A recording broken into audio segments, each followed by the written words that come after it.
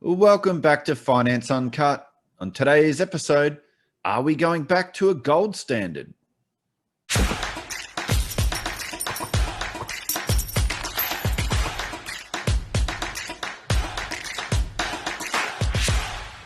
Are we going back to a gold standard?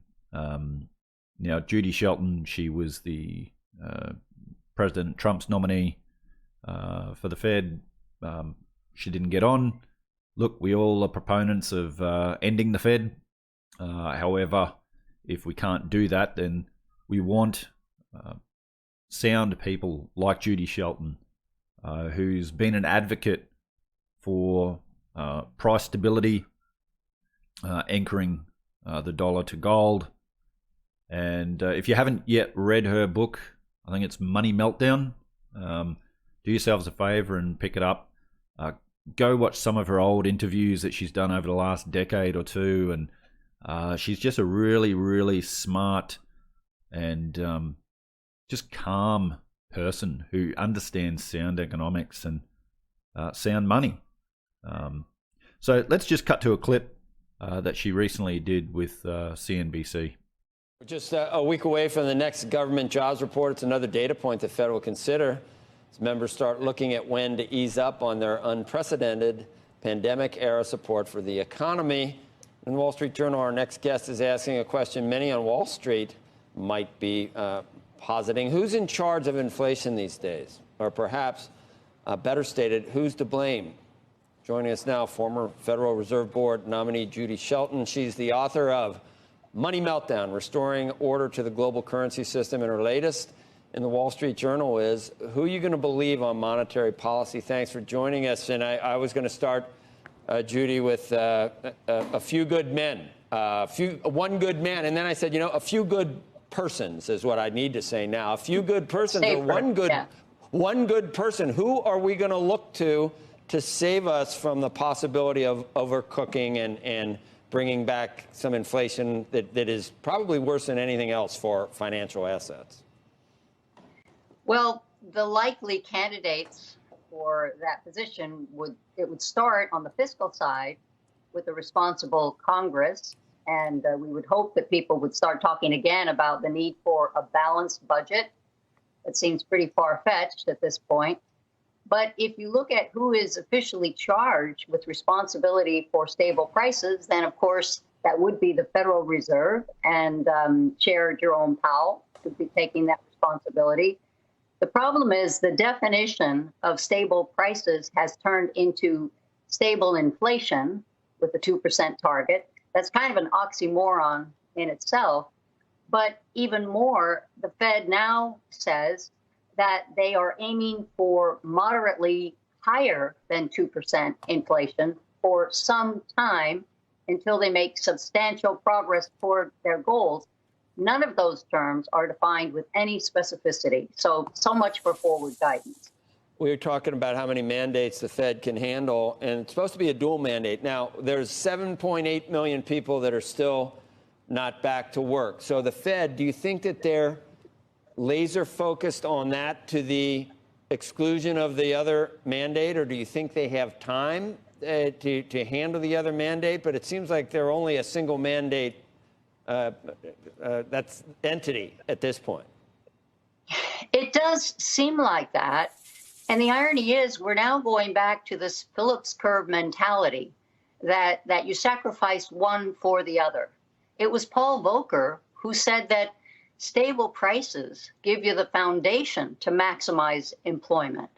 So it really shouldn't be seen as a trade-off.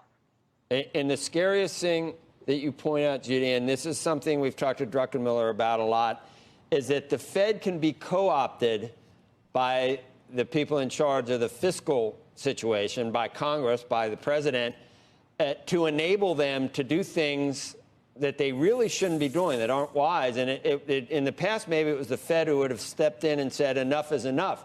But at this point, they're enabling all of this spending by buying the bonds that are used to pay for the spending. So there's no governor. Well, that's right. And that makes for a very unhealthy relationship because it allows Congress to indulge in the deficit spending. the Fed steps up and buys those government-backed securities, mostly Treasury debt, but also the mortgage-backed securities. So at $120 billion a month, they're really financing that reckless spending by the government, and in that sense, enabling it. And what's damaging, in my view, is that the Fed then buys it by creating liquidity for the banks in the form of crediting the depository accounts, their reserves. The reserves are up to $3.8 trillion. They're sitting at the Fed, and the Fed has kind of ring-fenced that money to keep it from entering the economy. So in a way, that's how they intend to prevent inflation. But just think of that. You're training the banks to engage with the Fed and to buy and sell government securities instead of doing what you would hope banks would do in the process of financial intermediation and making loans that increase the productive capabilities of the economy. So I think it's the mechanism that we should be concerned about. The Fed it didn't get much fanfare, but at that last FOMC press conference, they announced, said it was strictly technical, that there was going to be a slight increase in the rate they pay banks not to lend effectively, the administered rate. I wouldn't call that tightening, but I would call it subtle coercion, and it further incentivizes banks to keep the money stockpiled at the Fed instead of using it to do something productive with the private sector. The Judy's always advocating for price stability, and really it's having an anchor to gold is the best way if we want to achieve so-called, fix the inequality that's going on. We need to fix the money first and foremost. But how does our current banking system work? A lot of people don't understand how currency is created and how our banking system works. And so to work out where we're going with CBDCs and whatnot, and could we be going back to a gold standard? Let's first check out how the actual banking system works. I've got a 2-minute clip here from Professor Richard Werner, who is the global banking expert. Banks are being thought of as intermediaries, but this is not really what's happening. Banks, what are they then? They're creators of the money supply. So you're firmly of the view that banks create money out of thin air? Yes, well, I produced the first empirical studies to prove that in the 5,000-year history of banking. Banks are thought of as deposit-taking institutions that lend money. The legal reality is banks don't take deposits and banks don't lend money. So what is a deposit? A deposit is not actually a deposit. It's not a bailment. It's not held in custody. At law, the word deposit is meaningless.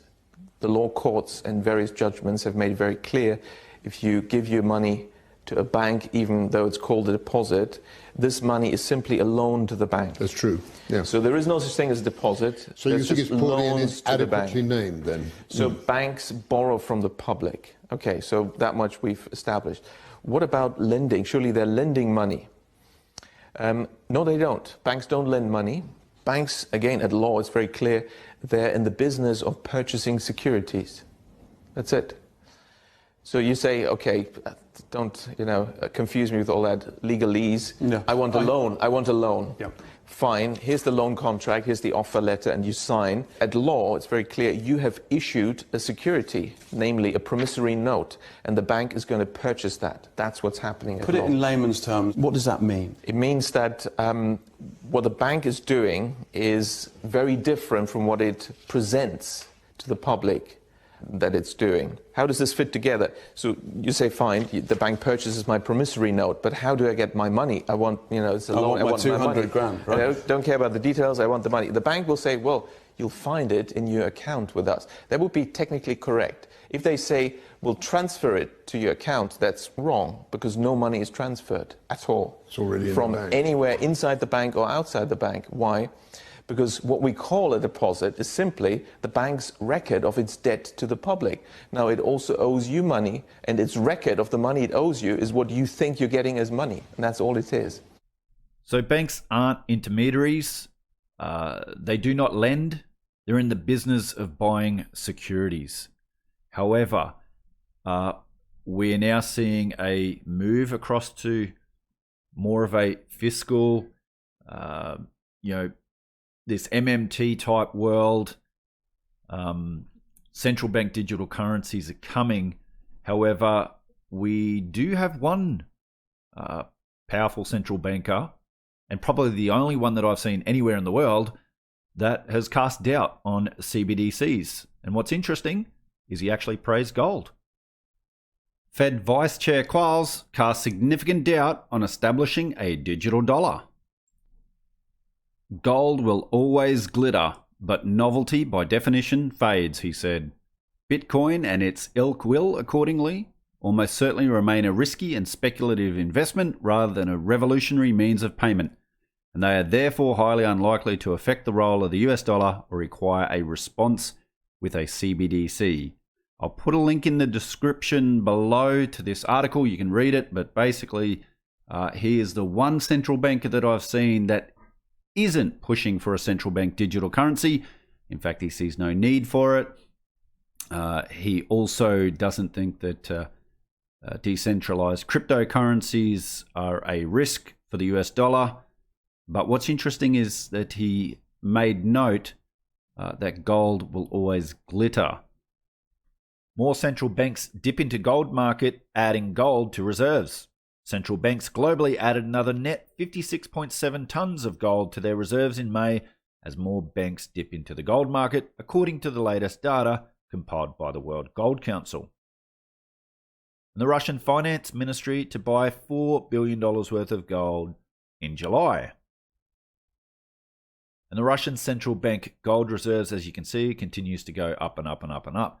This time it's not the Russian central bank buying gold, but the Russian Finance Ministry. And coming in from Zero Hedge, Russia Wealth Fund cuts dollar holdings to zero. Central banks are dipping into the gold market again. Central banks from Serbia to Thailand have been adding to gold holdings, and Ghana recently announced plans for purchases. This comes as a threat of accelerating inflation looms, and a recovering global trade provides the firepower to make purchases for diversification. The Bank of Ghana to implement a gold purchase program designed to purchase locally produced gold. Vice President Bawumia said the benefits of having a healthy amount of physical gold in a country's reserves are varied and enormous, including shoring up the value of the local currency. The BOG decision, he indicated, is a game changer. Thailand was the biggest buyer, adding a further 46.7 tons in May and accounting for a whopping 82% of total net purchases for the month. Turkey also increased its gold reserves by 8.6 tons during the month, bringing official sector reserves to 415 tons. Brazil increased gold reserves by 11.9, its first addition since November 2012. Gold reserves now stand at 79.3, or 1% of total reserves, which is the highest level since November 2000. Kazakhstan 5.3, Poland 1.9, and India 0.9 were the other notable buyers during the month. The National Bank of Serbia said long-term gold is the most significant guardian and guarantor of protection against inflationary and other forms of financial risks. Serbian President Alexander Vučić recently announced the central bank intends to boost holdings of the precious metal to 50 tons from 36.3 tons. Looking at investment bank commentary, James Steele, Chief Precious Metals Analyst at HSBC, if a central bank is looking at diversifying, gold is a marvelous way of moving out of the dollar without selecting another currency. And folks, if central banks really believe that inflation was transitory, why are they buying gold? If central banks have faith in currencies and in the dollar, why are they buying gold? Indonesian government to launch a blockchain-based precious metals-backed payments and savings platform outside the banking system. Now, remember that Indonesia are the third most populous nation on the planet, and based on demographics, Indonesia and India are probably the two best countries with regarding demographics, and I am extremely bullish both Indonesia and India over the next 20, 30, 40, 50 years, where China not so. And I've shared this before, that the Turkish Treasury issues gold bonds and certificates. The Turkish Treasury and Finance Ministry issued gold bonds and certificates for 18,000 kilograms of the precious metal on Wednesday. And this is the thing. And we're seeing it happen in Lebanon at the moment. Follow Professor Steve Henke. He's the expert on this. He's sharing a lot of great information on what's happening there with inflation and the devaluation of their currency. It is horrible. And Professor Henke has experience with a lot of those countries in that 1990s period around Yugoslavia and the breakup, and their hyperinflation that they experienced, and how they ended that. And Professor Henke says that you need to have an anchor. The currency has to be anchored to something, preferably gold.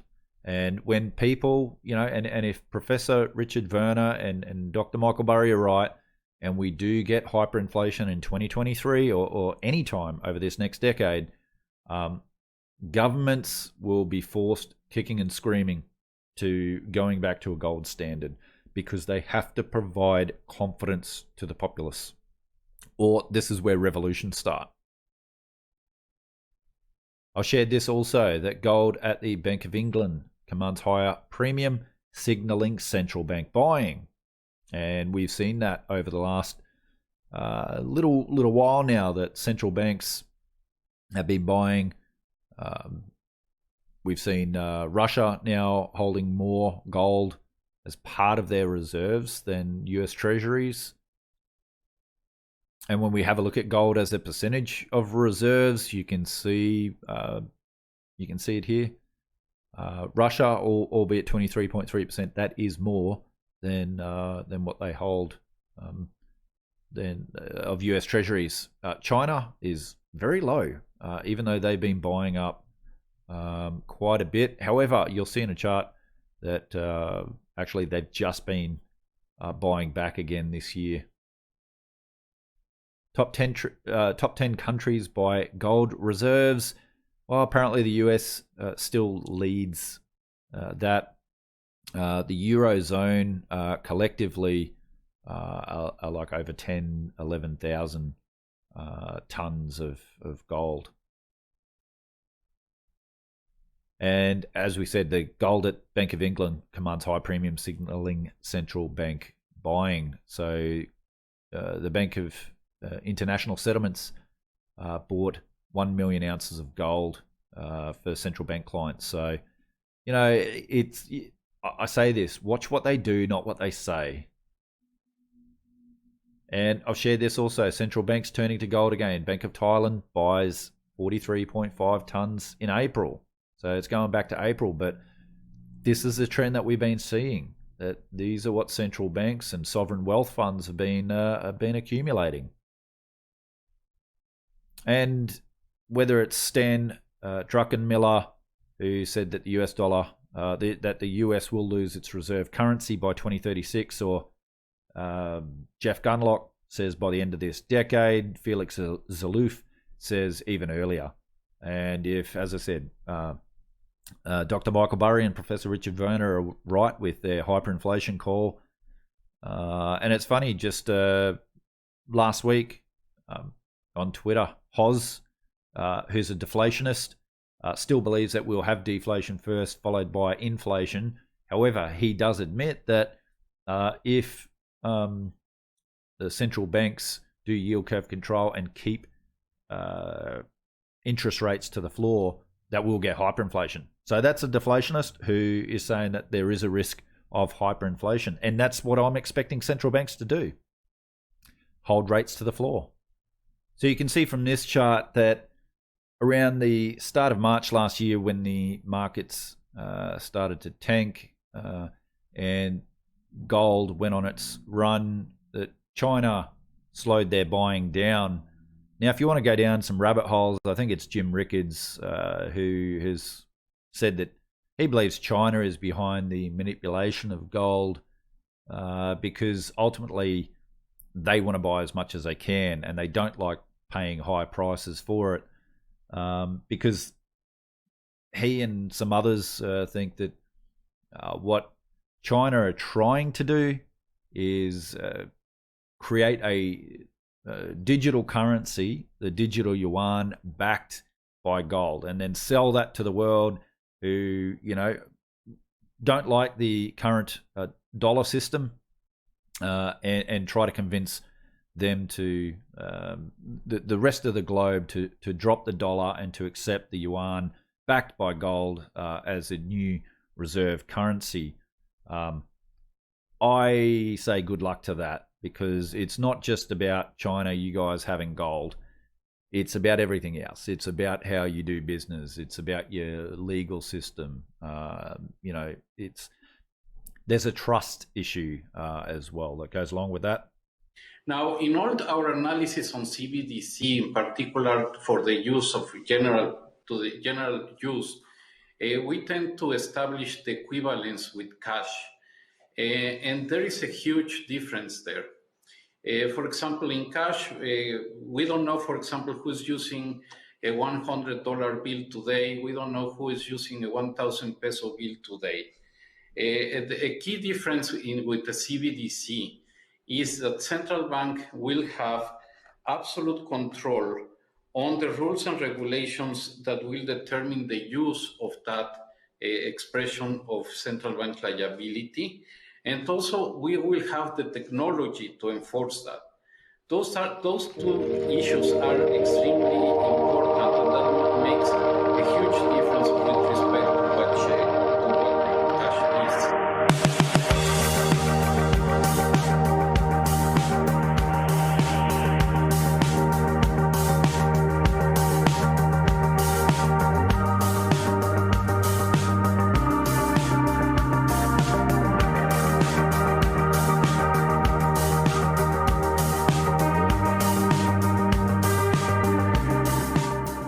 These elites definitely want a central bank digital currency. It's all about control, and I do believe it's coming, and I believe it's coming a lot sooner than we first anticipated.